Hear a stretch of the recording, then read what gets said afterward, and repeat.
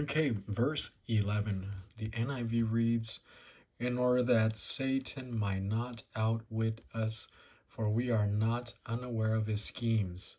So, in order that, so we have a purpose clause, hina, for this, so that Satan will not outwit us.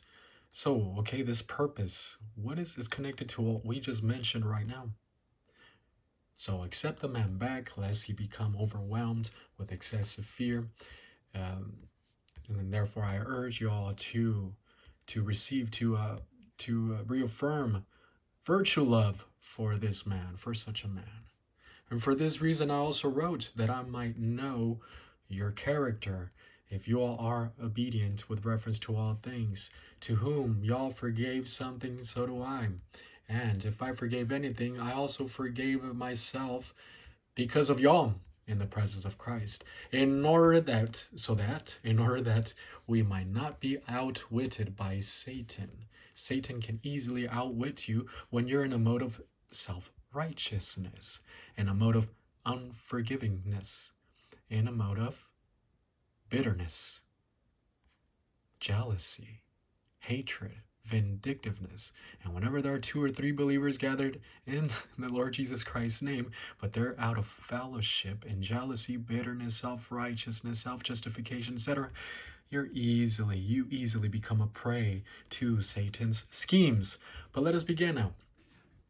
Hina, purpose clause, in order that, so that, and this is negative, may, in order that not, we can translate it lest, but not yet. Let's leave it like this. In fact, we're going to leave it like this forever. in order that not, and then we have here this pleonekteithomen. This is the aorist passive subjunctive of pleonekteo. And this means yes, to get something beyond what you deserve, to have your cake and eat it too, to get more than others, to defraud, to exploit.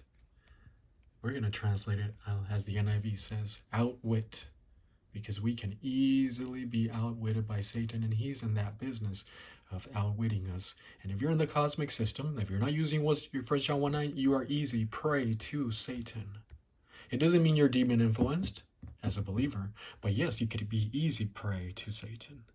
They could easily impute a thought into you, and there you are thinking that that's a thought imputed by God when it's your own emotions. It is all in the cosmic system. Okay, so so again, this is a purpose clause, hina, plus the subjunctive. The aorist tense, even though this is a purpose, it emphasizes from the result. I mean, this is a constantive aorist. And it collects all the times that Satan tries to outwit us, because he's in a constant business of trying over and over and over again. Especially if he sees that there's a successful church, successful in the sense that they're advancing in the plan. And there are many doctrinal believers who are positive there, they're advancing. Satan, you bet Satan is going to be there. Well, not himself, but his high-ranking demons. Satan very much lives still in heaven right now, and we'll talk about that right now, or later on. So, passive voice, Paul and the Corinthian believers. Paul's team and the Corinthian believers received the action of the verb of being outwitted, but with the negative, so that we might not be outwitted. So that we might not be outwitted. The subjunctive mood, this is potential, and it goes with the purpose clause, so that we might not be outwitted.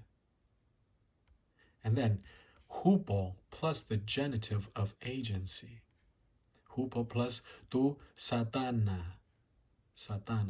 Satan, by Satan. In order that we might not be outwitted by Satan, by the agency of Satan. Now, this could be Satan himself, or any of his high-ranking demon boys. Satan does have high-ranking demons. He has Beelzebub, who's in charge of the ministry of counterfeit miracles and all those extranatural activities. He has part of the ministry of war. He has Abaddon, but right now he's locked up at this moment. So he obviously has someone, Abaddon or Apollyon. He has someone who's replacing him right now at this moment. So he does have, and he's very organized. He does have a rank and file. It's a hierarchy. Okay, in order that we might not be outwitted by Satan.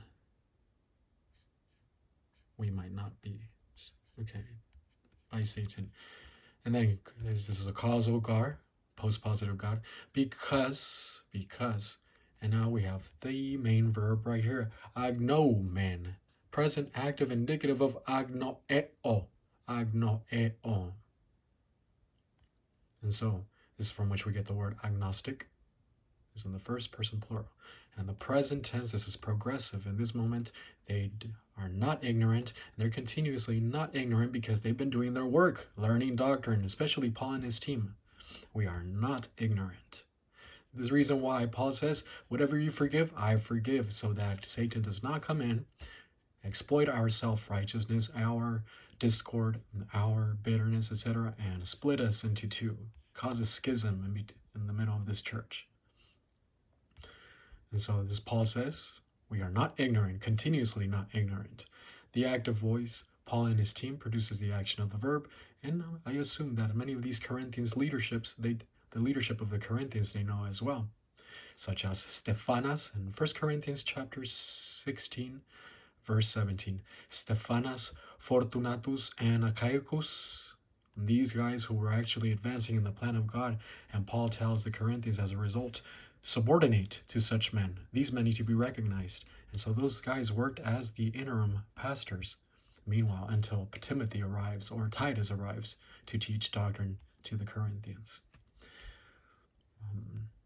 Obviously, at this time, Titus he was there with them already, with the Corinthians, and he's about to go back to Macedonia. Oh, he already went back to Macedonia. Okay, agnomen. And we are not ignorant. We are continuously not ignorant. For we are not ignorant. This is the negative, a very strong negative. Uk denies the fact of something. Me, over here, denies the idea of something. Me, here you see hina plus the subjunctive of purpose. It denies the idea of something, while u denies the fact of something. That's why you see the indicative here with u. For we are not ignorant of what? Ta noemata. Noemata. So this is the accusative plural of noema. And noema can be translated as mental perception, yes, purpose, design, evil schemes, especially when it's talking about Satan. Everything he does is a scheme. All his good intentions are a scheme. Everything deals with the cosmic system, everything that he does. Ta noemata. For we are not ignorant of his schemes. We have a possessive, intensive pronoun is in the genitive. Autu. His schemes in the cosmic system. So now we have a translation, verse 11. So that we might not be outwitted by Satan, because we are not ignorant of his schemes. And what are his schemes? Well, we know that there's a divine power sphere. This is the plan of God right here. Divine power sphere, where the omnipotence of God has been delegated. But if you're not in the divine power sphere as a believer, in other words, you sin and you got into the cosmic system, I mean, you're now in Satan's cosmic dynasphere, in Satan's cosmic system. And this is Cosmic 1 and Cosmic 2. Cosmic 1 is an attack on the ego of the soul. Ego is not bad. Ego is normal self-consciousness. My name is so-and-so person. I am currently living here. It's a little bit cold, and I'm cold right now, and my back is hurting because I've been sitting down for hours. You have knowledge about yourself, and that's normal ego. But when you get into arrogance, the cosmic system attacks the ego of the soul, and it turns into preoccupation with self. So Cosmic 1 is preoccupation with self. Cosmic 2 is an attack on the truth, hatred towards the truth. Cosmic 1 is preoccupation with self. Cosmic 2 is hatred towards truth. And this is Satan's cosmic system. Before we begin, let us go over the profile of Satan. We're not going to go over this in depth because there is a chapter 10 that talks about the cosmic system as well. So we're going to have 2 tries, or three tries in this whole book to go over the cosmic system.